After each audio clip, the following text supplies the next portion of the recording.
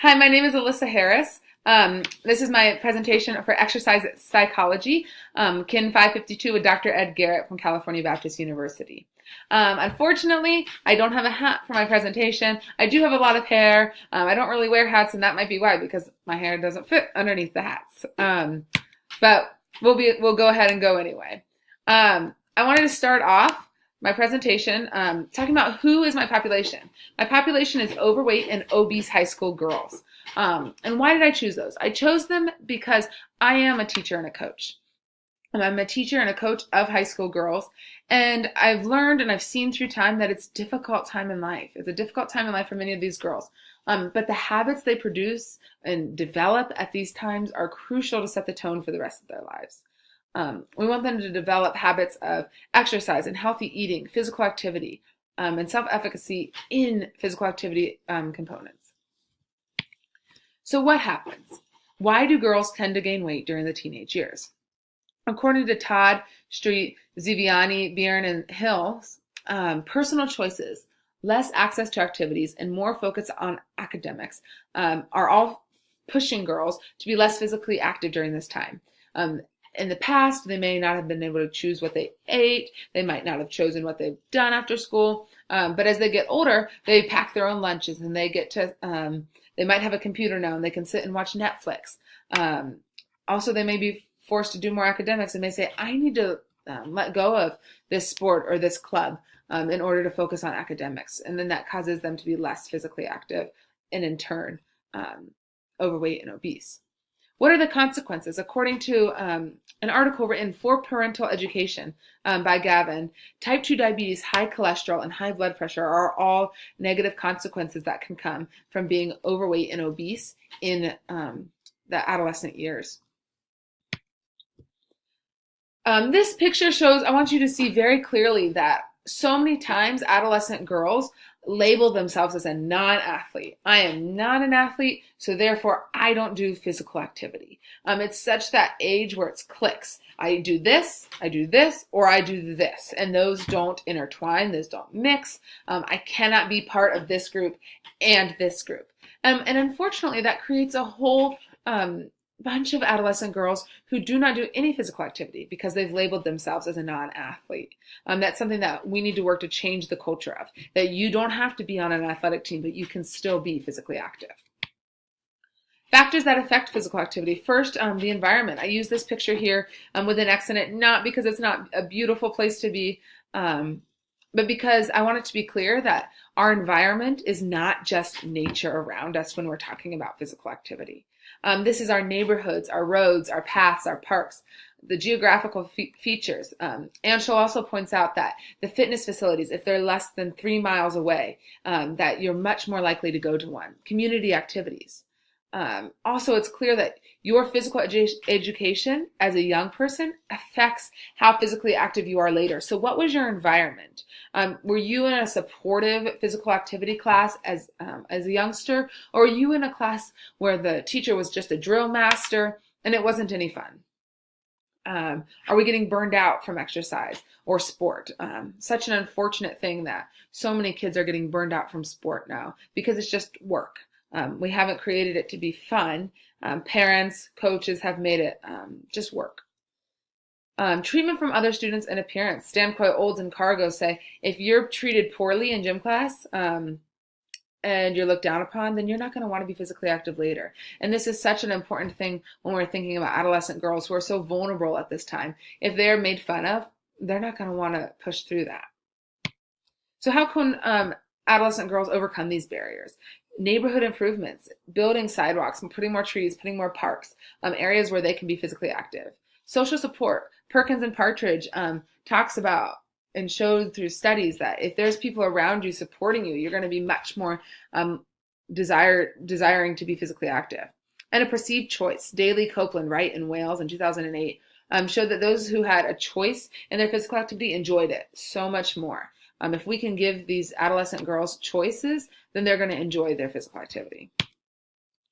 Culture and health. How does culture affect health? This is just one snippet of an example of how culture affects health. Every single culture has its own view. And this is just one example. Perkins and Partridge interviewed African American mothers and what they thought would be good things for their daughters to be physically active. And they came to the conclusions that activities that the girls were already good at were preferred, non-contact sports were preferred, and winter sports were less preferable. Also, the picture of the crutches, sports in which injury risk was low, was also preferable. Goal setting. Challenges of goal setting. I put this picture here because the first challenge of goal setting is unrealistic goals. It would be an unrealistic goal. This is a picture of me and my younger sister. Unrealistic for us as we're here, 12 and 10. We're cross-country skiing on the road to then decide to go and downhill ski on that mountain behind us. That's an unrealistic goal. We're setting ourselves up for failure. And that's not something that's going to promote physical activity. That would promote us to say, I'm never skiing again in my life. Which isn't what we want to happen. We want it to be achievable. We want to see improvement, which brings us to that next point of Timo, Sammy, Anthony, and Jarmo. Speaking towards, we want improvement. If there's no improvement seen, morale is lowered and physical activity decreases. Strategies for positive goal setting. How can we create routine in these adolescent girls' lives that'll promote them to be more physically active? Can we promote a routine during lunch hour? Can we do something after school, a club that would have regular times where they can show up, because every Monday afternoon they go do Zumba with that group of friends? How can we set these things? Set realistic goals and combat perfectionism.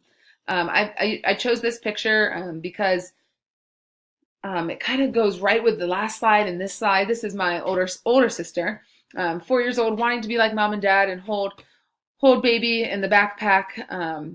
She wanted to feel accomplished. She wanted to feel like she had reached something, that she has set that goal.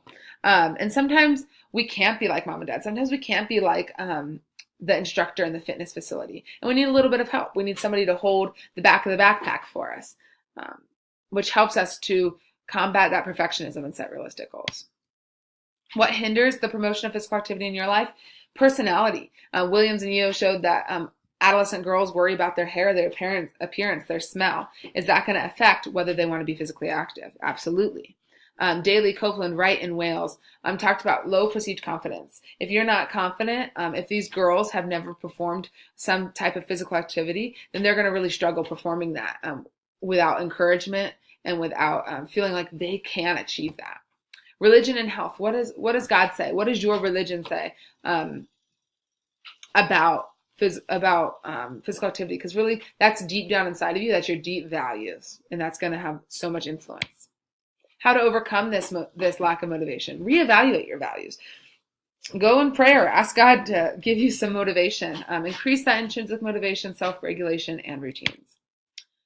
It's important to see that there's always new strategies when we're dealing with high schoolers, especially. I have the apps here on one side, and I also have the Fitbit on the other side, because we need to be keeping up to date as educators on what they are going to connect with. What are my high school girls going to connect with? But in the middle, I also put the traditional physical activity, because I think it's important that, yes, while we connect with them here on the outside, we maintain that sometimes they need to pull away from that technology and experience renewal in God's creation. So what does God have to say? He desires for us to live flourishing lives and lives of purpose. This is lives through getting our fulfillment through Him from up above and sending that out to those around us. And to do this fully, we need to live healthy lives so that we have energy. We're in a good mood. We have purpose and we have goals that we're achieving. God's love for His children also, the fruits of the Spirit. If we live with self-control in our lives through a healthy living, then we're going to reap and see more peace and joy from the fact that we have self-control, because if we go work out, we know that our anxiety can decrease. Endorphins are going to be released, and we can experience the sweet fruit that God gives us, the sweet fruit of that. That's even sweeter than this watermelon in the picture. So what am I going to do? I'm going to evaluate, how am I speaking to my students? How can I understand them better? Knowing this framework of their psychological barriers and things to overcome, I can see my students in a different light, and I can say, you're struggling because you don't have social support. So what can I do to give you that social support? I can see another student and I can say, you're struggling because you don't feel like you can achieve this. So let me help you build that confidence. And here are my references. Thank you.